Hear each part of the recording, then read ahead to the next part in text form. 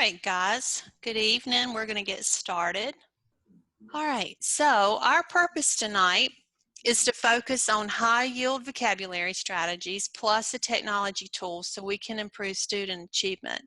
I really want to give you ideas tonight to use Chromebooks with your students because we are a Google district and we are pushing hard to get one-to-one in every single school and every single classroom. So we want to give you appropriate strategies to use.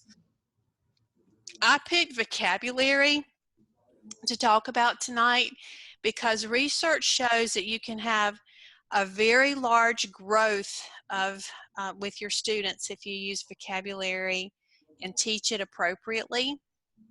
Hattie, and those of you that are using Lucy Calkins have probably heard of his name before. It's John Hattie, is an educational researcher. He says that vocabulary strategies will give us a 0.62 effect size. So keep in mind 0.4 is 1 year's worth of growth. So effective vocabulary instruction will give us about 1.5 years worth of growth with kids.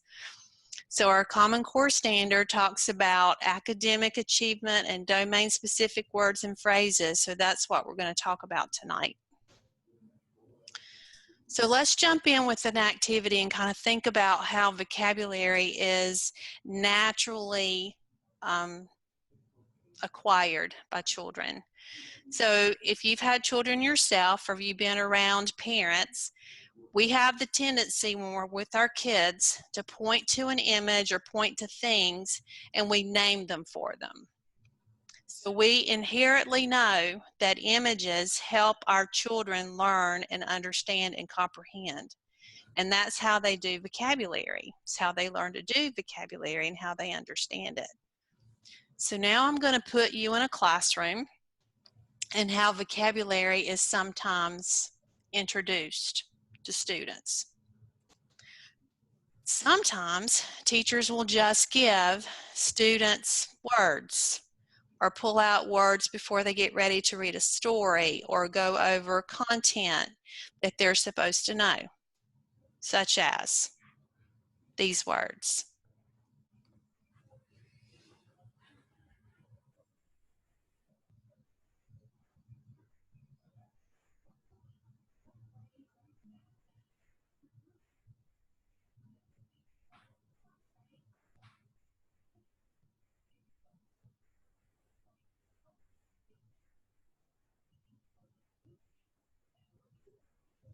Wait, what? Something just happened, right?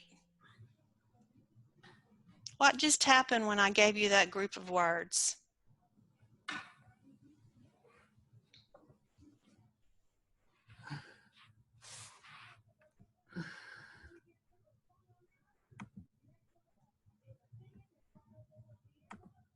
Okay, we only got the first 3. Maybe I went too fast. What else?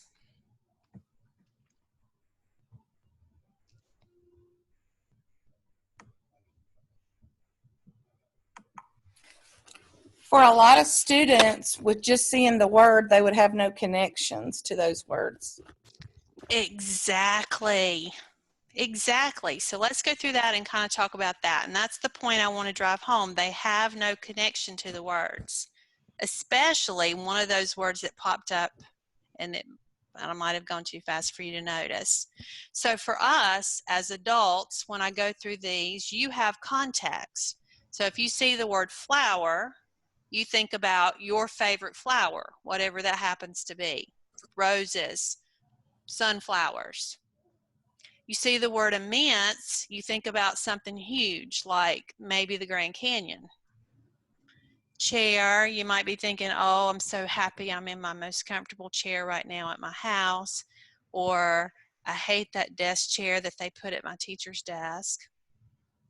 Succinctly, you might be thinking about a short paragraph that you read or a way that a wordsmith can cut to the chase when they're expressing their thoughts. Arid, you may have thought about the desert or how hot it's been in the summer or how it is not an arid day today. But then you get to this word. And as was mentioned, I'm betting 100% of us does not have any context for this word. If I'm a betting person, would I win the bet?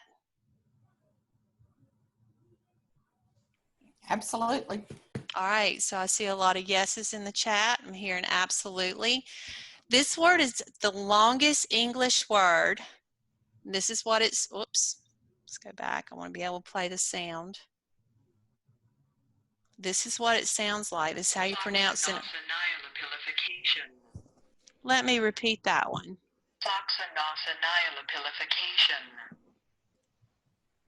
But you still have no context for it. So no matter how fancy it is or how long it is or how interested it is to pronounce, we've got to have some kind of context for it. So now let me do what a parent would do with the kid and teach vocabulary and what we can do in the classroom.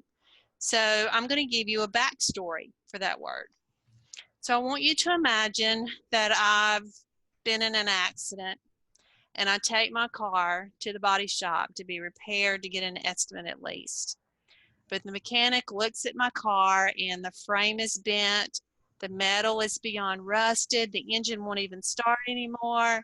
He just looks at me and he says, "Girl, this car's not worth repairing."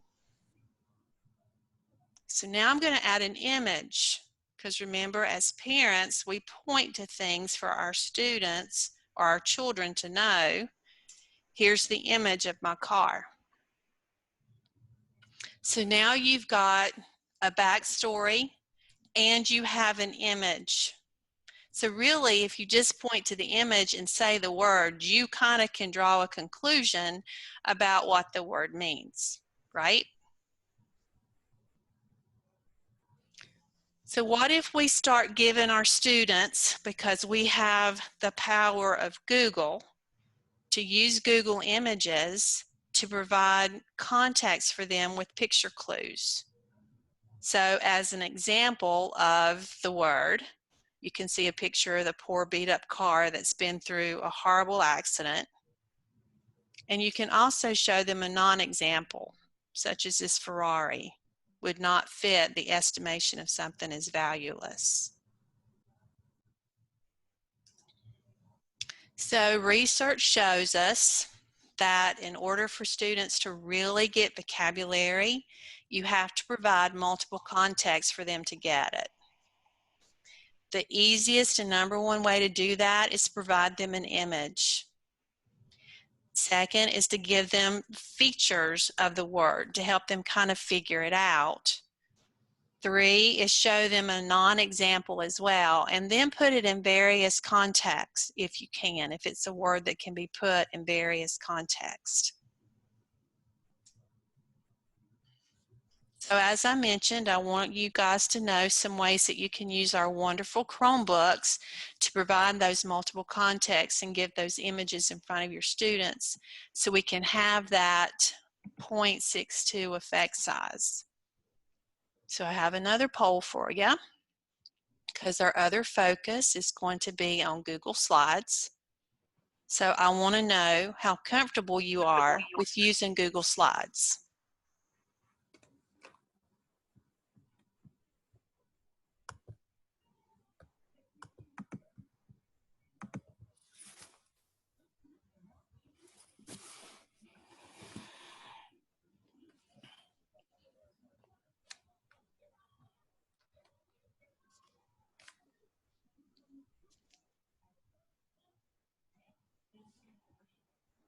All right, most of you are falling right in the middle of being comfortable, and a couple of you have never used it before, and that's fine, because what we're going to do tonight, I think that even if you've never used it, you're going to be fine with it. And the few of you that said that you're power users, you're not going to have any trouble with it. So we are going to look at a couple ways to use Google Slides and Google Images to help our students learn vocabulary. Even if you teach kindergarten and first grade, you can pull up the images and help with that context for your kids. You don't have to go into a huge detail. So now this is where we get interactive. So I want you guys on your computer to open a new tab. And I want you to go into your Google Drive.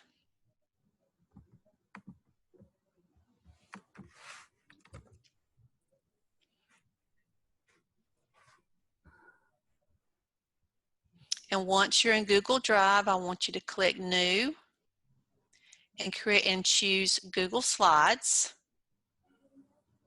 We're going to create a presentation, but not really a presentation. And if you would name it PD in Your PJs October, because at the end of tonight's session, you're going to go ahead and upload that as your evidence for your artifact for your DLC. So you'll get your credit for that.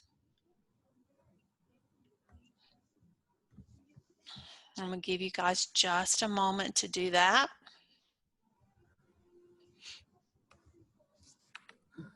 Oh, did I say October? No, I mean November. Sorry. Month behind here. Almost December. That's pretty bad.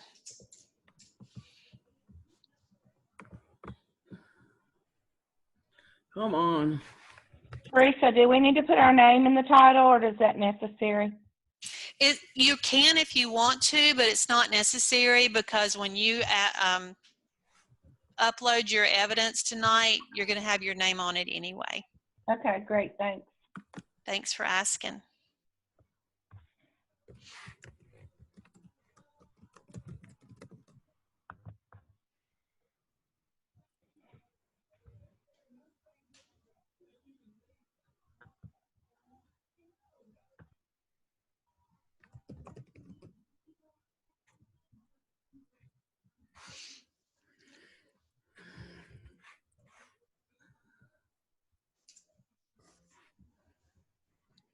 All right, while you guys are finishing up naming your new Google Slides, we're going to start with the Frayer model. And yes, I know that kindergarten, first grade, you may have to adjust this a little bit, but the Frayer model has been around for a really, really long time. And the research is behind that it really does work to teach vocabulary.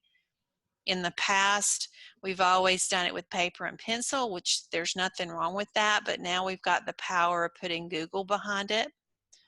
So I'm going to come out of full presentation mode, and I'm going to show you guys how I created, if I can find my mouse, how I created this presentation or this part.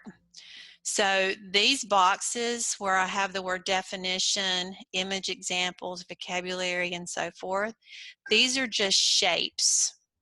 So I don't know if you guys have ever used that before, but in your icon toolbar, if you will find the circle sitting on top of the square and you click that and you choose shapes, you can pull any of these shapes out to use for your Frayer model. So I just use the rounded rectangle. And once I select it, I come out to my slide and it's a plus. The cursor is a plus. So you just drag it out and it puts the shape on your Google slide. You can format that shape. So notice that my definition box does not have any coloring behind it. You can leave color in it if you want to, but if you'll go again to your icon toolbar and find the paint can, that's your fill color. So I changed mine to white. Right beside of the paint can, you guys see the pencil. That's the border color for the particular shape that you're drawing, and it can be any color that you want it to be. So I'm going to do blue. And then right beside of it, you see lines. That's the border weight. How thick do you want the border to be? And then right beside of that is even dash lines. So if you don't want a solid line around your box, you can choose dash. And of course, you can type inside of this shape. So you'll notice that I've typed the word definition, I've got vocabulary, characteristics, and so forth. You just double click inside and type whatever you need to. And you can change your font size and style in your toolbar.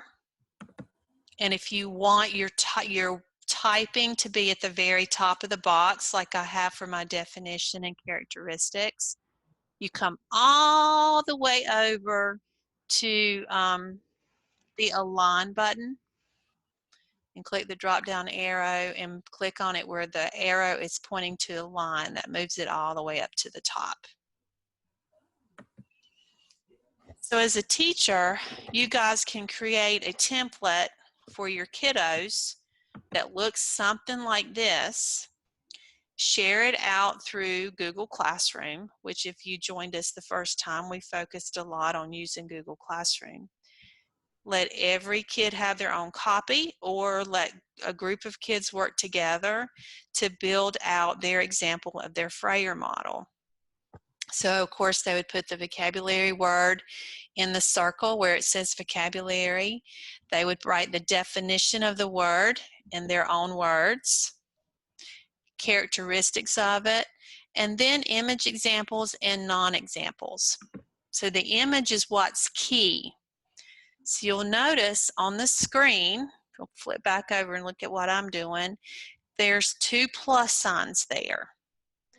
I have put those 2 plus signs there for students to hold the place where they can put their own images.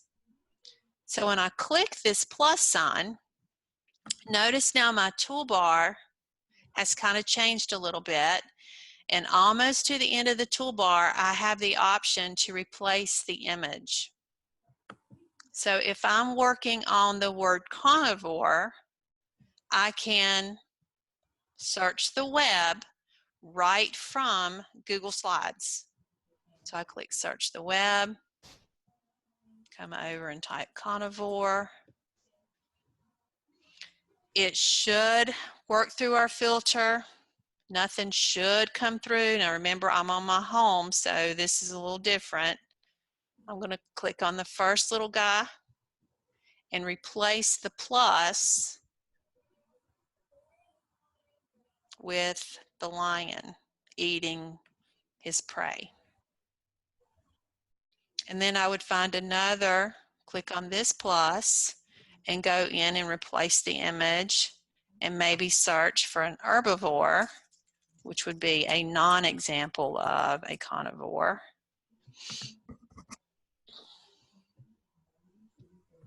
And replace the image. So basically you're building a template for your students to use the Frayer model. Now if you are teaching kindergarten or first grade, you may not have as many boxes on your screen. You may have the word and have the students look for image examples that match that vocabulary and non-examples. One box that has been added, if you guys have used the Frayer model on pencil and paper before, you probably did not have the box at the bottom that says application. That adds an extra layer to all of this, because the application then gives the students the opportunity to explain where they might find these particular pictures or the particular word, or outside of the context of what you're teaching them, what it would be. So like carnivore, the application could be, applies to the animal kingdom. Even some humans only like to eat meat. Like those people that are on Atkins diet, they eat a lot of meat. So they could think of a place to put it outside of their context. Does that make sense?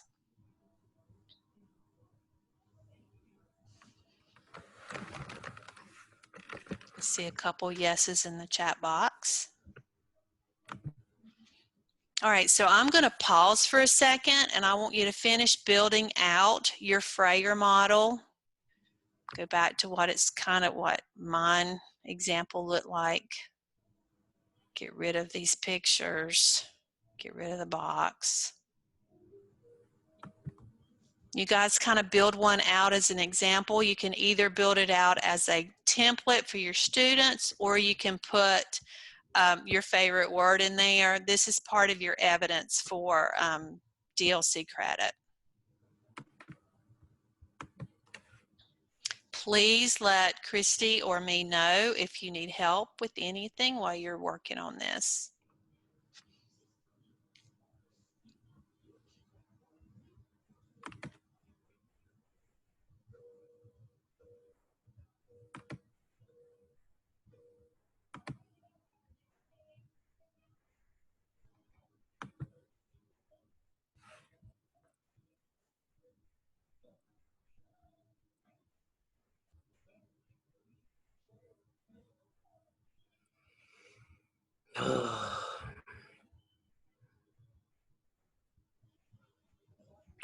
I hear sounds of frustration. Please let us know how we can help you.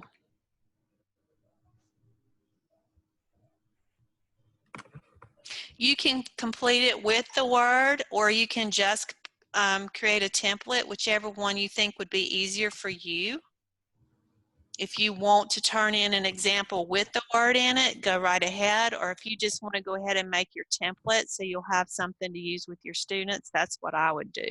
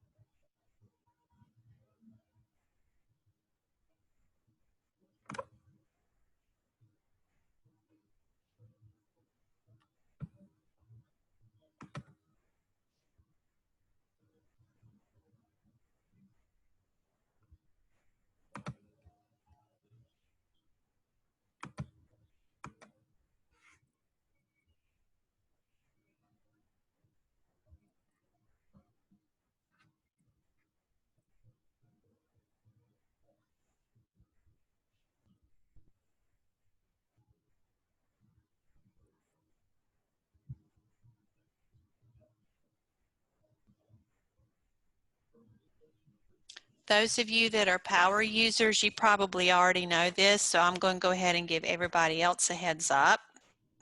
If you do a right click on the slide, you can actually copy this slide, then go into your presentation that you're working on and either Control V or right click and paste, and it will bring this particular slide right into yours.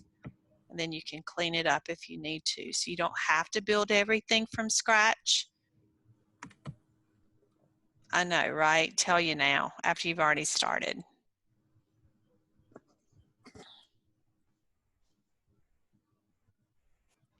Once you get one in there, if you're going to have students do multiple, then you build your template, right click, and then you duplicate your slide. So you can have as many vocabulary slides in there as you need. If you want your students to build a year-long vocabulary dictionary, that would be a great way to do that, and even teach your students to duplicate those slides.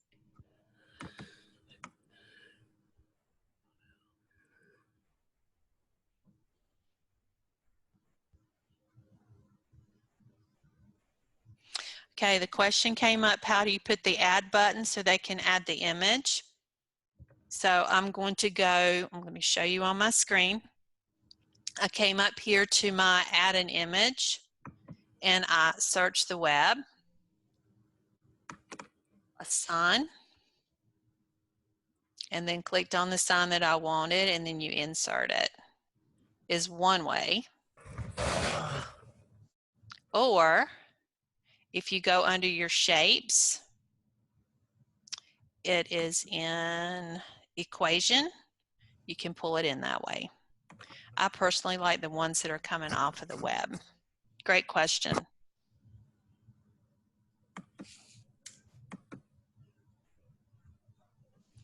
It's kind of better if you pull them from the web, because then it really knows it's an image.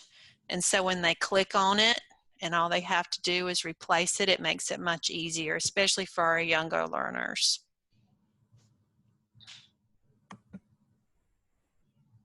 Some people put a little camera icon instead of a plus. It doesn't have to be a plus sign. Whatever you choose.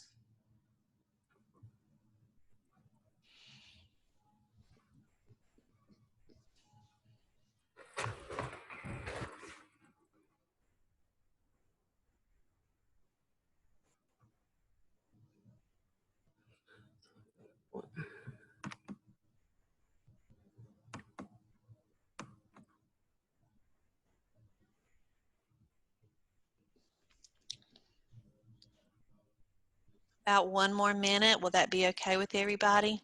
No, can't do this.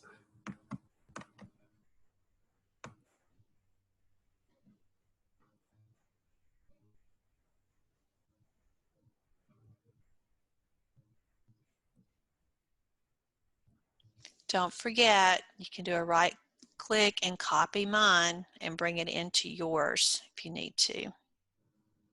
I don't know how to do that.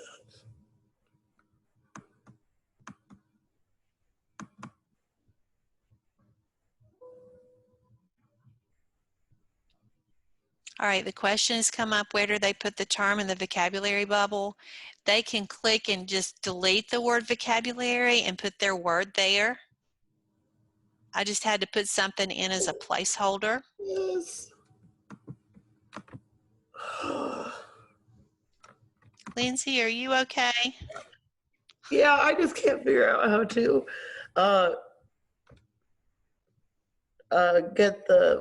get it on my screen. Okay, can you give me, it won't let me right click. are you on a Chromebook? No, I'm on a laptop. Okay. Can't help you with that part. If you're on a Chromebook, there's a key, there's a shortcut key. Christy, do you know on a laptop if there is a shortcut to do a right click? Can you, Lindsay, can you hover your mouse over it and use your Control C on it and then go in and do a Control V if it won't let you click on it? Let me try.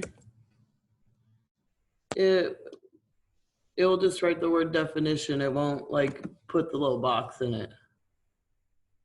Okay. You want to share your screen with me to see if we can figure it out, or do you want me to come back to it later? I don't want to make you uncomfortable. I can share it with you. Okay.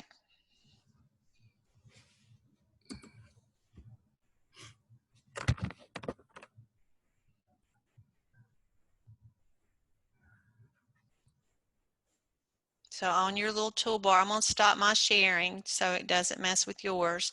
On the toolbar, you should see the green share.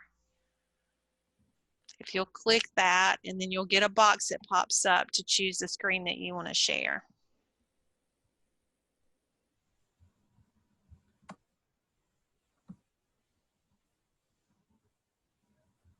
And if anybody knows how to help Lindsay other than us, we are a team and the room is smarter than just one person.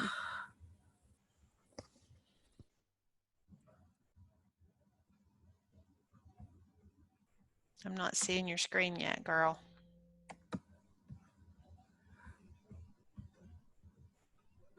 Oh. Hey, Teresa.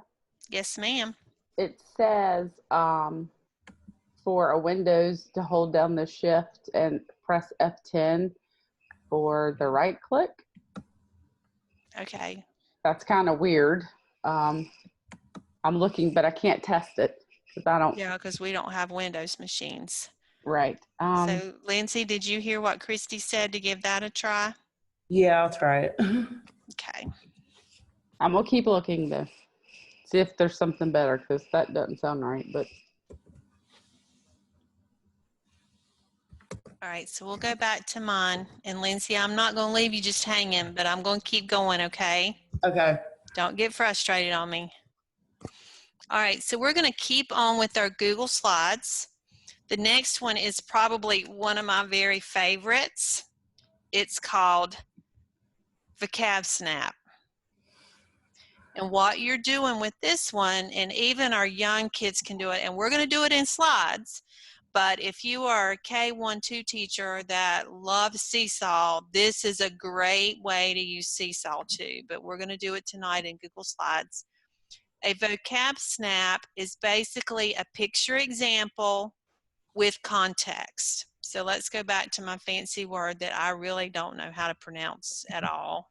But you know, that word that means is useless. So here's my vocab snap. Notice that I pulled in an image, and on top of my image, I have layered again those shapes that I have typed in the word in my image because I'm doing an older example. I have typed in the definition, and then I put a sentence to explain it. So if some of you have probably been doing book snaps, this is kind of the idea that came from a book snap. It's just called vocab snaps. So let me show you how we do this. So for this one, I'm going to add a blank slide, and I'm going to delete all this stuff off of here because I want it to be truly blank. So I'm going to go back to my image, and I am going to click and search the web again, and I'm going to do herbivore. And I'm going to bring over the donkey. So you start, when you do a vocab snap, you start with the image, and you guys know the handles on the sides. You drag and drop, and then you can move the image anywhere on the slide you want it to be.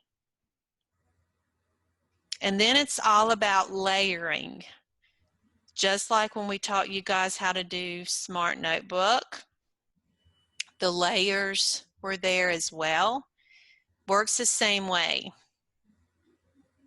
So I moved it over to do the chat, and I've lost my mouse again. Okay, so I'm going to come up to my shapes, and this time I'm going to get a little fancy because I want it to look cuter. So I'm coming down to call outs, and I'm going to choose the cute little cloud. Pop that in. Again, just like in the rectangles, I can come up and I can change the fill color. So for this one, since I'm talking about herbivores, I'm going to make it green. Make my border a little bit thicker. Change it to a different font because I'm not fond of Arial. And then I'm going to type in my word.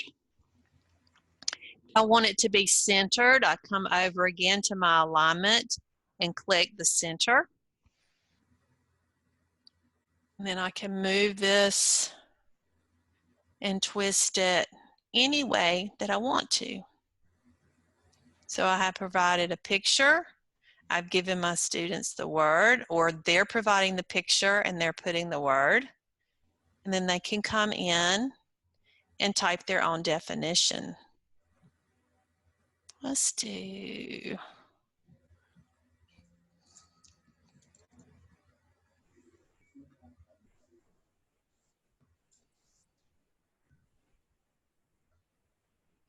And then again, if you want to add the application piece, you can. So vocab snap, easy, right? Probably should have started out with that one. So I'm going to pause, and it's your turn. Go back to your presentation that you created for tonight's artifact and add a slide and build your own vocab snap. So maybe a word that you're working on with your students, find an image for that word, layer the examples on to give them context and an image to learn that vocabulary.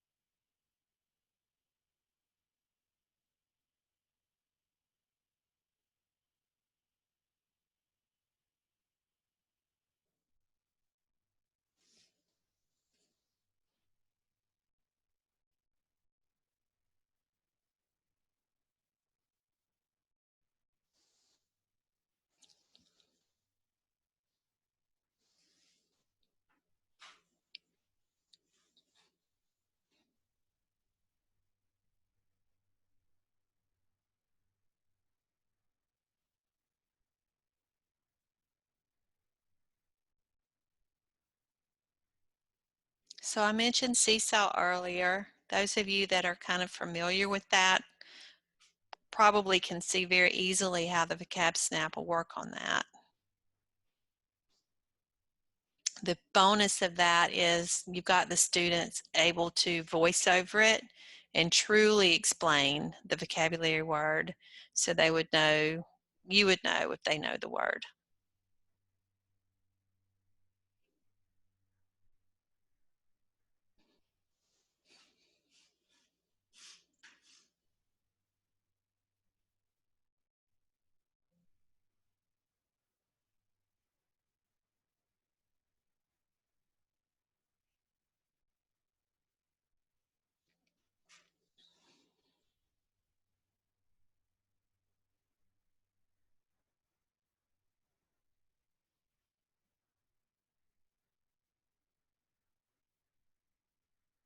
Okay, guys, I'm going to give you about 1 more minute, if that's okay, to have your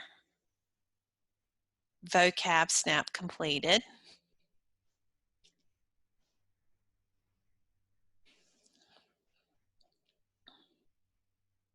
Your students will get really creative with this, especially with all these call-out choices and being able to change their color. Just don't let them spend a lot of time on that part of it. Give them a time to play and then move on.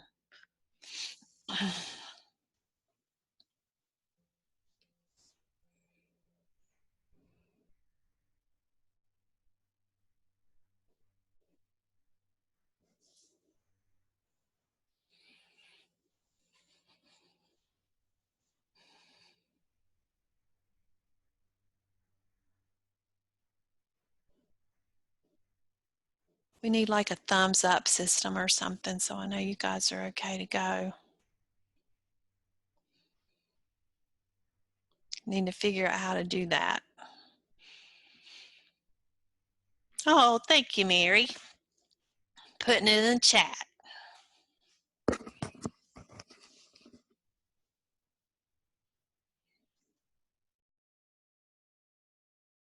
All right, so let's go ahead. The next part is just kind of you having to listen to me, so you'll probably be okay if you're still finishing up your vocab snap. So the Google image search that I've kind of made you guys do tonight is a great piece to the Google Suite. The kids can easily search for images and icons right within this tool or Google Drawing or even Google Sheets, even Google Docs. It's all there for them. And having access to that means your students don't have to worry about uploading pictures from another place. The cool thing about it is it also allows you to use the camera so your students can take pictures of things. So if you're having them draw examples and non-examples of their vocabulary words, they can hold those up in front of their Chromebook and take a picture of it with the camera and put it in there, and then they can layer over top of it.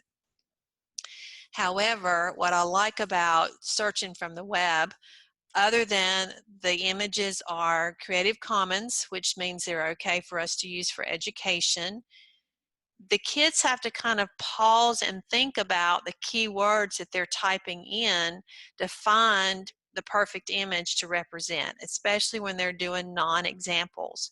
So they're higher order thinking. They can't be very broad a lot of times in their search terms. They have to narrow down and get specific so they can get the right image.